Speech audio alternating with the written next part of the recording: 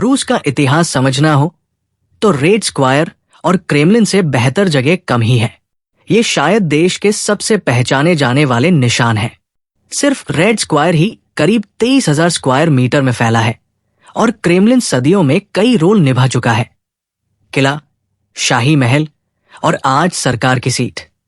जब लोग रूस के बारे में सोचते हैं तो ज्यादातर सीधा राजनीति या ताकत पर आ जाते हैं, लेकिन सच कहें रोजमर्रा की जिंदगी वहां से शुरू नहीं होती। वो शुरू होती है मॉस्को से, राजधानी, जहां 1.3 करोड़ से ज्यादा लोग रहते हैं और जो यूरोप का सबसे बड़ा शहर है। शहर की पहचान सेंट बेसिल्स कैथेड्रल से भी जुड़ी है। इसके रंगीन प्याज जैसे गुंबद किसी कहानी के सीन लगते हैं, लेकिन ये असली है और सदियों से रेड स्क्वायर पर खड़े हैं। दिखने में रूस वाकई असर छोड़ता है। सेंट पीटर्सबर्ग को ही ले लीजिए, जिसकी स्थापना 1703 में पीटर द ग्रेट ने की थी। 200 साल से ज्यादा समय तक ये रूस की राजधानी रहा और आज भी बाकी देश से थोड़ा अलग महसूस होता है। इसे नॉर्थ की वेनिस कहा जाता है। शहर के अंदर है हर्मिटेज म्यूजियम, जो दुनिया के सबसे बड़े म्यूजियम्स में से एक है, जहां 30 लाख से ज्यादा चीजें रखी है। शहर के बाहर गर्म महीनों में पीटरहॉफ के फव्वारे जिंदा हो उठते हैं। 140 से ज्यादा फव्वारे बिना किसी पंप के सिर्फ ग्रेविटी से चलते हुए। ऐसे पल इंसान को सोचने पर मजबूर कर देते हैं कि रूसी इंजीनियरिंग की सोच कितनी पुरानी है। अगर रूस को महसूस करना है तो स्मारकों से शुरू मत कीजिए, त्योहारों से शुरू कीजिए। नया साल यहां का सबसे बड़ा त्योहार है, क्रिसमस से भी बड़ा, और कई दिनों तक खाने, आतिशबाजी और परिवार के साथ मनाया जाता है। फिर आता है 9 मई का विक्ट्री डे, जो रूसी कैलेंडर की सबसे ताकतवर तारीखों में से एक है, जहां भव्य परेड और वर्ल्ड वॉर 2 में खोए लाखों लोगों की याद शामिल होती है। खेलों में भी वही साझा एहसास दिखता है। फुटबॉल और आइस हॉकी सबसे ज्यादा लोकप्रिय है, खासकर हॉकी, जो राष्ट्रीय गर्व से जुड़ी है। ओलंपिक में भी रूस हमेशा टॉप देशों में रहा है, जिम्नास्टिक्स, रेसलिंग और फिगर स्केटिंग में खास पहचान के साथ। ये सिर्फ खेल नहीं, बल्कि सामूहिक पहचान के पल होते हैं। इतने बड़े देश में आवाजाही ट्रांसपोर्ट पर टिकी है।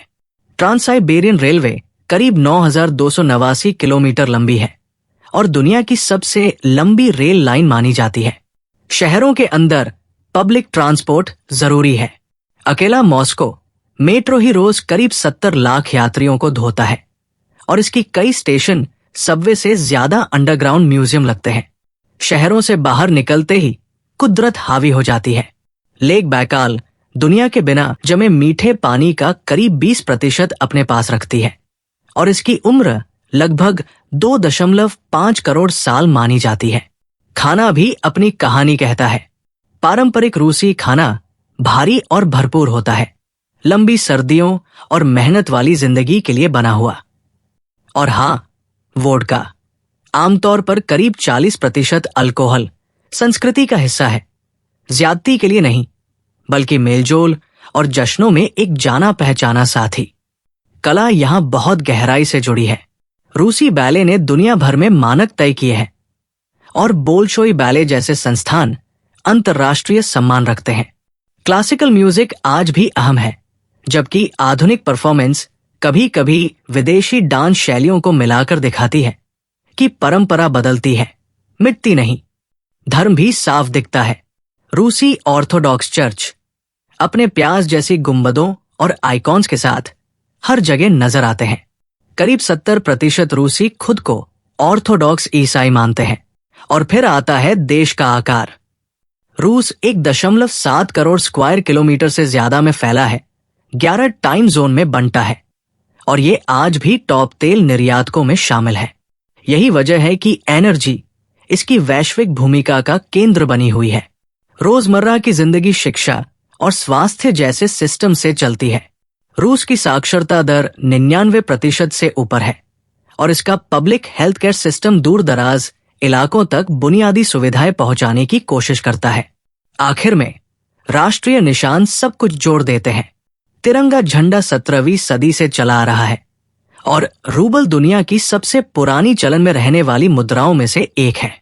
आखिरकार रूस एक कहानी नहीं है, ये कई कहानियां हैं जो एक साथ चल रही हैं, पुराना नए के साथ, सुकून तीव्रता के साथ। और यही टकराव रूस को पूरी तरह समेटना मुश्किल बनाता है और नजरअंदाज करना नामुमकिन। अगर आपको ये रूस डॉक्यूमेंट्री पसंद आई हो तो लाइक कीजिए और आगे के सफर के लिए सब्सक्राइब जरूर करें।